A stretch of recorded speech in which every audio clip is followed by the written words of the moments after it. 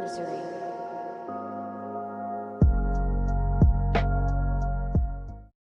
Bonjour la populace, aujourd'hui on se retrouve pour une nouvelle vidéo sur la SCP Fondation.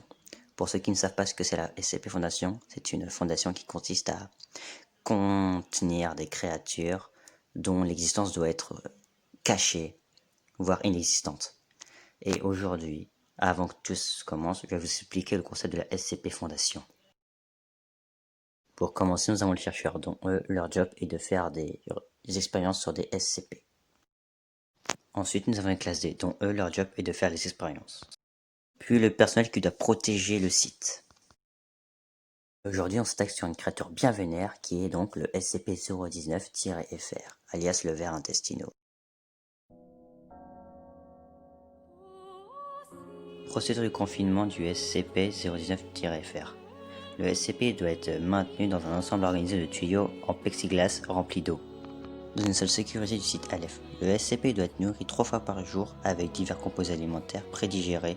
Son alimentation se fera par l'intermédiaire de capsules sol. En cas d'apparition d'un deuxième sujet, celle-ci devrait être récoltée et incinérée au plus vite.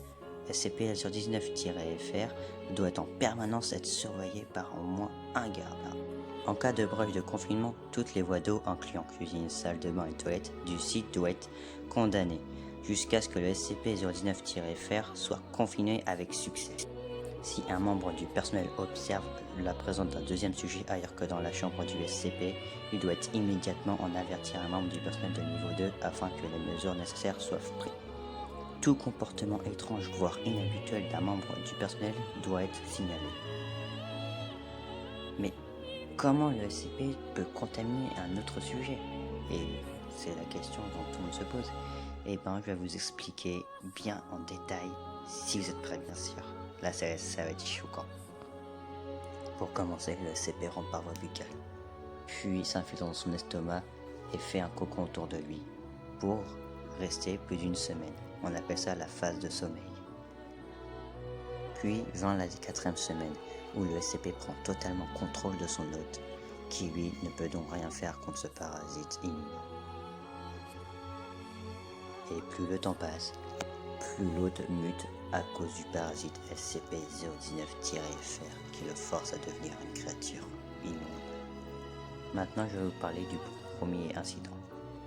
Le 19 mai 2014, à 18h43, SCP-019-FR-1, qui était autorisé à une promenade quotidienne par sa conduite irréprochable, saisit l'arme de son gardien et l'abat de 3 balles dans le torse.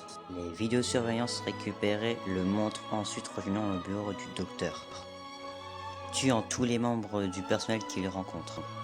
La caméra le perd de vue lorsqu'il pénètre dans le bureau du docteur. Les agents alertés par les coups de feu retrouvent le docteur. Ayant visiblement abattu SCP-019-FR1 dans un cas de légitime défense, le nombre de victimes fut estimé à 7.